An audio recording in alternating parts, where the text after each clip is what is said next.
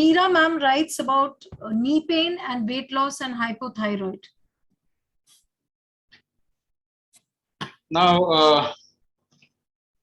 a lot of things: knee pain, weight loss, and hypothyroid. So one by one, because I'll be answering things in such a manner that for most of you, whatever question you have in your mind will be answered. जो भी आपके मन में सवाल है, वो सारे इसी में आंसर होंगे. सबसे पहले जब आप कहते हैं व्हेन यू से थायराइड प्रॉब्लम, जब आप कहते हैं थायराइड प्रॉब्लम, तो उसे अपने टर्म्स में कैसे समझेंगे. जैसे दर्द होता है, नी पेन तो आपको समझ में आता है, ये मुझे नी पेन हो रहा है. थायराइड में क्या प्रॉब्लम होती है? ऐसा कोई दर्द कहाँ पे होता है आपको? अगर दर्द नहीं होता तो कौन सी प्रॉब्लम है, उसको अपने रिलेटेबल टर्म्स से, you need to understand that problem in terms of your how you live your life and what is how it is impacting. आपको क्या महसूस हो रहा है? Thyroid problem basically is a problem of rhythm. आपके जीवन में लय गड़बड़ हो जाती है, इसीलिए थायराइड के लोग, उनके दिमाग ना बहुत स्थिर नहीं होते. The rhythm of your body actually takes a toss. Rhythm का मतलब क्या होता है? आपके सोचने का एक तरीका होना चाहिए, आपका दिमाग जैसे काम कर रहा है उसका एक लय होना चाहिए, आपके मन में खुशी होनी चाहिए, वो भी रिदम से आता है. आप डांस करते हैं, अगर आपको पसंद है तो खुशी मिलती है ना. तो आपने क्या किया? एक रिदम. आपने गीत गाया तो खुशी मिली. क्या क्या किया? एक लय, लय बनाया तो खुशी मिलती. तो आपके इमोशन गड़बड़ हो जाते हैं थायराइड में. वो लय नहीं रहता इमोशन का, माइंड का लय नहीं रहता. समझने सोचने की शक्ति में कहीं ना कहीं कुछ गड़बड़ी हो जाती है. और शरीर में वो किस तरीके से आता है? प्रोटीन बनने का लय गड़बड़ होता है. आपका शरीर प्रोटीन नहीं बना पा रहा, इसीलिए आपके बाल झड़ने लग जाते हैं, क्योंकि उसको लगातार प्रोटीन चाहिए. इसीलिए हार्मोनल इंबैलेंस आता है, इसीलिए इनफर्टिलिटी आ जाती है, क्योंकि बच्चा, अगर आपको एक बेबी बनाना है तो प्रोटीन चाहिए ना. प्रोटीन बनाने का लय गड़बड़ हो गया. दूसरे तरीके से थायराइड को क्या कहा जा सकता है? प्रोटीन की एलर्जी हो गई जी. आपको प्रोटीन की एलर्जी हो गई, शायद ज्यादा खा लिया. तो थायराइड में लय गड़बड़ हो जाती है. लय को अगर आप वापस लेके आएंगे तो थायराइड ठीक हो जाए. आप अगर क्लासिकल म्यूजिक सीखेंगे तो थायराइड में फर्क पड़ जाएगा, ठीक हो जाएगा थायराइड. आप अगर क्लासिकल डांस सीखेंगे तो ठीक हो जाएगा. मगर क्लासिकल म्यूजिक, क्लासिकल डांस, लोगों के पास में टाइम कहाँ है स्क्रीन देखने के अलावा. दूसरी बात, वातावरण बहुत बदल गया ना, हमने बदल दिया. हवा जो ले रहे हैं, क्या वो 100 साल पहले जैसी हवा थी वैसी हवा है? जो भोजन खा रहे हैं, याद कीजिए अपने दादा दादी नाना नानी को. उनके शरीर की क्षमता, the capacity of their body was much better than your capacity, isn't it? तो ह्यूमन बॉडी डिग्रेड करता जा रहा है, खराब होता जा रहा है. 100 साल पहले किसको थायराइड था? 100 साल पहले किसको थायराइड था? 100 साल पहले किसको डायबिटीज था? 100 साल पहले किसको हार्ट डिजीज था? 100 साल पहले किसको कैंसर था? लाखों सालों से इस मानव शरीर ने अपने आप को बहुत हेल्दी रखा. पिछले 150 सालों में हमको तकलीफ ज्यादा आ रही है. इसका मतलब हमारी बुद्धि भ्रष्ट हो चुकी है. ठीक है ना. तो आप अगर पढ़े लिखे लोगों की ज्यादा बात मानेंगे ना, तो हार्वर्ड का रिसर्च कहता है कि पढ़े लिखे लोग बेवकूफ होते हैं. ऑब्वियसली हमने जमीन खराब कर दी पढ़े लिखों के चक्कर में, शरीर खराब कर दिया, पानी खत्म कर दिया, वातावरण को पोल्यूट कर दिया, भोजन खराब कर दिया. आप बताइए ना, आपने अच्छा काम क्या किया? तो जमीन खराब कर दी, आप कहते हैं जैविक खेती करो, ऑर्गेनिक फार्मिंग करो. फर्टिलाइजर, पेस्टिसाइड, केमिकल डाल डाल के जमीन की हालत खराब कर दे, आप कहते हैं जैविक फार्मिंग करो. अरे साहब, जैविक फार्मिंग करेंगे, जमीन ठीक होने में 50-100 साल लग जाएगा. आप अपने शरीर की जैविक फार्मिंग कब शुरू करना चाहते हैं, ये बताइए पहले. सबसे पहली बात, आपको प्रॉब्लम इतनी ज्यादा क्यों आ रही है? क्योंकि आप केमिकली बम्बार्ड कर रहे हैं शरीर को, शरीर को विनाश कर रहे हैं. अगर आपकी ऐसी पेन किलर्स और पैरासिटामोल और ये मेटफॉर्मिन और ऐसी थायरोनॉम, अगर यही आपके शरीर के लिए बना होता तो पेड़ों में लटके होने चाहिए थे इसको. आप थायरोनॉम तोड़ तोड़ के खा रहे होते. आपका शरीर डिजाइन नहीं हुआ केमिकल के लिए. लेकिन जैसे ही आपने पैदाइश आपकी हुई हॉस्पिटल में आपको एक चार्ट मिल जाता है, इम्यूनाइजेशन का चार्ट, इतने इतने डोज चाहिए, लगने हैं। शुरू हो गया केमिकल बॉम्बिंग शरीर के लिए। आप केमिकल बॉम्ब डालेंगे, आपके लिवर पे असर आएगा, आपका मेटाबॉलिज्म खराब हो जाएगा। मेटाबॉलिज्म खराब होगा, इसका मतलब क्या है? कोई भी चीज आपका शरीर ठीक से अब्सॉर्ब नहीं कर पाया। आजकल कह रहे हैं कैल्शियम की कमी हो रही है, B12 की कमी है, ये विटामिन कमी, वो विटामिन कमी। कैल्शियम खा के कितने लोगों का ऑस्टियोपोरोसिस ठीक हो गया? दुनिया में एक एग्जांपल बता दो, एक एग्जांपल बता दो, किसी का नहीं हुआ। थायरोनॉर्म खा के किसका थायराइड ठीक हो गया? एक का भी नहीं हुआ। मेटफॉर्मिन, ग्लिबिनक्लामाइड, ग्लाइकोलाइजाइड खा के किसकी डायबिटीज ठीक हो गई? एक की भी ठीक नहीं हुई। ब्लड प्रेशर की गोली खा के किसका ब्लड प्रेशर ठीक हो गया? हमेशा के लिए किसी का भी नहीं हुआ, एक भी एग्जांपल।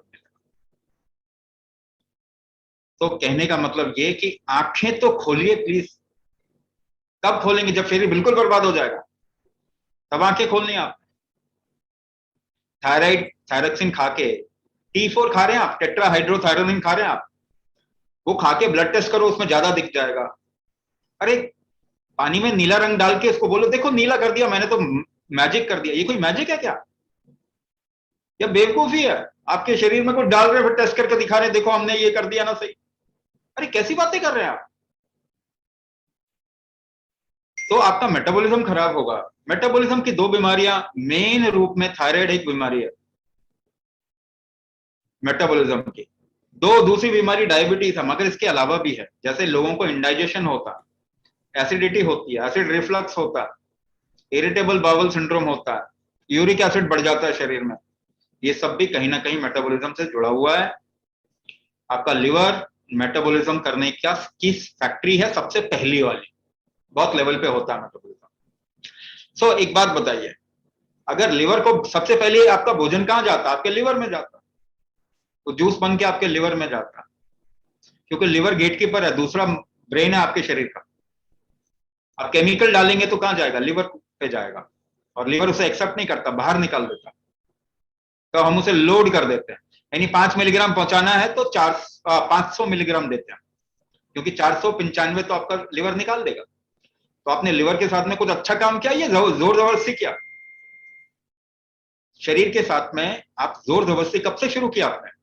बचपन से शुरू कर दिया ना, जैसे ही पैदा हुए थे। तो इस वक्त में लिवर सबका इन्फ्लेम्ड है, इन्फ्लेमेशन है बॉडी के अंदर, टॉक्सिन्स है, इन्फ्लेमेशन है, यानी जलन है। आप शरीर को ऐसे खरोच लो, जलन आएगी, घी लगा लो, जलन कम हो जाएगा। तो लिवर भी फैट इकट्ठा कर लेता है अपने जलन कम करने के लिए। फैटी लिवर सुना है ना नाम आपने? तो क्या उसने गलत किया? नहीं साहब, हम तो फैटी लिवर करने नहीं देंगे इसको, यानी इसको बचने नहीं देंगे। कोरोना के टाइम पे शरीर फीवर लेके आता है, 5 डिग्री अगर टेम्परेचर बढ़ जाए तो कोरोना मर जाएगा, मगर आप उसको फीवर नहीं लाने देते। आप पैरासिटामोल खा के उसका फीवर कम कर देते, उसको काम ही नहीं करने दे रहे। यानी मानव बुद्धि अगर जीवन के, लाइफ के सेंस के ऊपर हावी हो जाएगी तो लाइफ खराब हो जाएगी। यही हमारे साथ में हुआ। तो इन्फ्लेमेशन बॉडी में होगा तो कहां पे असर करेगा? सबसे ज्यादा जॉइंट पे असर करेगा। आप लोगों की जॉइंट की प्रॉब्लम है, न्यूरो मस्कुलो स्केलेटल बात कर रहे हैं। मसल किस वजह से प्रॉब्लम में आते हैं? किसी भी तरीके की मसल का इश्यू क्यों होता है? इसका डायरेक्ट कनेक्शन है लिवर के साथ। नर्वस सिस्टम डीजनरेशन बढ़ेगा तो नर्वस सिस्टम खराब होगा। तो आपको शरीर में 3 चीजें स्थापित करनी है, स्ट्रेंथ, बैलेंस और रिदम। रिदम स्थापित करेंगे तो थायराइड जैसी चीज खत्म हो जाएगी। स्ट्रेंथ स्थापित करेंगे तो मेटाबॉलिज्म यानी डायबिटीज जैसी चीज खत्म हो जाएगी। बैलेंस स्थापित करेंगे तो फिर inflammation, indigestion, migraine, hormonal imbalance, infertility खत्म हो जाएगी। तो स्ट्रेंथ, बैलेंस और रिदम तो आपको लेके ही आना पड़ेगा। प्रॉब्लम क्या आ गई? आप समझिए प्रॉब्लम कहां पे आ गई। आपके शरीर में या तो ऑर्गन वीक हो गया या फंक्शन वीक हो गया। आप क्या उसे एक्सरसाइज से ठीक कर सकते हैं? एक्सरसाइज, अगर आपका हार्ट कमजोर है, एक्सरसाइज करेंगे तो हार्ट कोलैप्स हो जाएगा। आजकल हो रहा है ना, बड़े सारे bodybuilder, athlete, heart attack आ रहा है उनको। इतनी एक्सरसाइज की कि हार्ट झेल नहीं पाए, क्योंकि हार्ट कमजोर है। तो एक्सरसाइज भी करना है तो आपके ऑर्गन्स को मजबूत करना होगा। पहली बात, एक्सरसाइज से शरीर नहीं झेल पाएगा। फूड, भोजन सही कर देंगे तो क्या मेरी प्रॉब्लम ठीक हो जाएगी? डाइट प्लान, आजकल तो बहुत बेच रहे हैं डाइट प्लान। अरे डाइट को, भोजन को आपका शरीर ही एब्जॉर्ब करता है, पाचन करता है, उसका डाइजेस्ट करता है। आपके शरीर की शक्ति चाहिए। अगर आपके शरीर में शक्ति ही नहीं है उसको डाइजेस्ट करने की, एब्जॉर्ब करने की, तो इतनी सारी कमियां क्यों हो रही है? आपके दादा दादी नाना नानी आपसे अच्छा भोजन करते थे, तो आपसे खराब भोजन करते थे? आप जितनी वैरायटी खाते हो उतना तो वो उनकी इमेजिनेशन में भी नहीं आता होगा, लेकिन उनका डाइजेशन एब्जॉर्प्शन अच्छा था, इसीलिए उनको कोई कमी नहीं होती थी। तो कहने का मतलब ये कि आपके शरीर में कई स्ट्रेंथ हैं, 6 तरीके के स्ट्रेंथ होते हैं, वो वीक हो। और आपके शरीर में जो हिस्सा सबसे वनरेबल होता है वहां पे वो असर करेगा। अगर लिवर कमजोर है, मेटाबॉलिज्म ठीक से नहीं हो रहा है, डिजेनरेशन, अगर आपके शरीर का निचला हिस्सा खराब है, यानी वात प्रकृति के हैं अगर आप, तो आपके घुटने घिस जाएंगे, कमर में गड़बड़ी हो जाए, कमर में दोष आएगा। अगर आप कफ प्रकृति के हैं तो सर्वाइकल हो जाएगा, माइग्रेन की सिचुएशन आएगी, फ्रोजन शोल्डर होगा, लॉक जॉ हो जाएगा, माइसीनिया ग्रेविस हो जाएगा। अगर पित्त प्रकृति के हैं तो इरिटेबल बाउल सिंड्रोम हो जाएगा, इंडाइजेशन होगा, एसिड रिफ्लक्स होगा, इस तरीके की चीजें, लिवर खराब होगा, हार्ट पे इश्यू आएगा, ब्लड प्रेशर वेरी करेगा। तो कहने का मतलब कि आपके शरीर में जो ये शक्तियां ये कमजोर होती जा रही। आप सोच रहे हैं एक दवाई को ठीक, दवाई से जो खराब असर हुआ उससे ठीक करने के लिए दूसरी दवाई खा लो। नहीं, ये बड़ी बेवकूफी वाली बात है। जिससे आपका शरीर खराब हुआ वो चीज आपको ठीक नहीं कर सकती। भोजन के लिए आपके शरीर की शक्ति होनी चाहिए उसको पचाने के लिए, वो कमजोर है, मेटाबॉलिज्म कमजोर है आपका। तो यानी आपके शरीर में कुछ शक्तियां कमजोर हैं, उसको ठीक करेंगे तो ही प्रॉब्लम सॉल्व होगी। और इसको होलिस्टिकली ठीक करना होगा। लिवर हार्ट के बगैर काम नहीं करता, हार्ट किडनी के बगैर काम नहीं करता, किडनी नर्वस सिस्टम के बगैर काम नहीं करता, सब एक दूसरे से जुड़े हुए हैं। तो जब तक आप इसे होलिस्टिकली ठीक नहीं करेंगे तब तक आपको फर्क नहीं पड़ेगा।